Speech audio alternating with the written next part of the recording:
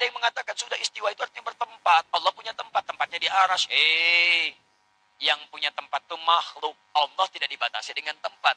Kalau Allah punya batas tempat, artinya Allah sama sifatnya dengan makhluk. Ya, artinya mujassam. Mujassam itu menempat. Kalau sudah punya tempat, berarti menempat. Menempat sama dengan makhluk. Gak boleh. Kalau Allah kemudian butuh tempat, berarti punya kebutuhan. Sedangkan Allah maha luas, laisa kamitslihi syai'. Allah menempat, berarti butuh tempat. Ketika Allah tidak ada di tempat itu, di mana Allah? Jelas ya? Nah, itu ada masalah dalam akidah.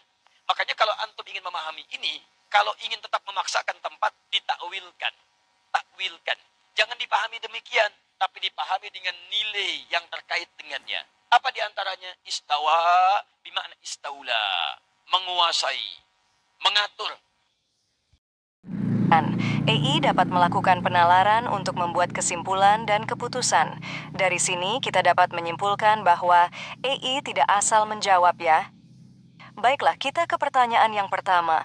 Di mana Allah Subhanahu wa Ta'ala berada? AI menjawab, pertanyaan mengenai keberadaan Allah Subhanahu wa Ta'ala merupakan pertanyaan mendasar dalam Islam yang telah dibahas oleh para ulama sejak zaman Rasulullah Shallallahu Alaihi Wasallam. Jawaban yang paling tepat dan sesuai dengan ajaran Islam adalah Allah Subhanahu wa Ta'ala berada di atas arsy. Al-Quran secara tegas menyebutkan bahwa Allah Subhanahu wa Ta'ala bersemayam di atas arsy. Arsy adalah singgasana Allah yang sangat agung, jauh di atas segala langit. Bagaimana cara Allah Subhanahu wa Ta'ala berada di atas arsy bukanlah sesuatu yang bisa dipahami oleh akal manusia. Ini adalah salah satu sifat Allah yang bersifat gaib, tidak bisa dilihat atau dipahami secara langsung. Kita sebagai manusia hanya perlu beriman dan meyakini bahwa Allah Subhanahu wa Ta'ala berada di atas arsy sesuai dengan firman-Nya. Lalu mengapa kita tidak boleh bertanya lebih jauh? AI menjawab, keterbatasan akal manusia. Akal manusia memiliki keterbatasan dalam memahami sifat-sifat Allah Subhanahu wa Ta'ala yang Maha Agung. Mempertanyakan lebih jauh tentang keberadaan Allah Subhanahu wa Ta'ala dapat membawa kita pada kesesatan. Iman kepada Al-Quran dan Sunnah. Sebagai seorang Muslim, kita wajib beriman kepada Al-Quran dan Sunnah. Kedua sumber ajaran Islam ini dengan jelas menjelaskan tentang keberadaan Allah Subhanahu wa Ta'ala. Pentingnya memahami konsep ini adalah mencegah kesesatan. Memahami konsep keberadaan Allah Subhanahu wa Ta'ala akan membantu kita terhindar dari paham-paham yang menyimpang tentang Allah Ta'ala. Meningkatkan keimanan. Meyakini bahwa Allah Subhanahu wa Ta'ala berada di atas arsy akan semakin memperkuat iman kita kepadanya, menumbuhkan rasa takwa, kesadaran akan keberadaan Allah yang Maha Melihat dan Maha Mengetahui akan mendorong kita untuk senantiasa bertakwa kepadanya. Kalau begitu, Allah Subhanahu wa Ta'ala bertempat dong? AI menjawab, pertanyaan yang sangat baik.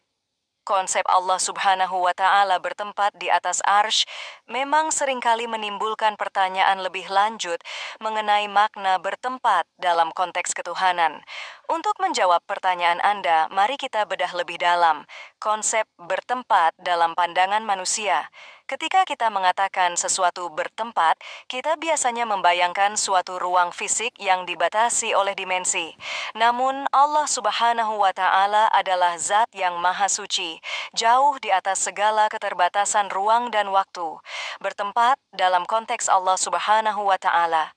Ketika Al-Quran menyebutkan bahwa Allah Ta'ala bersemayam di atas arsy, ini bukan berarti Allah terikat oleh ruang dan waktu seperti makhluk ciptaannya.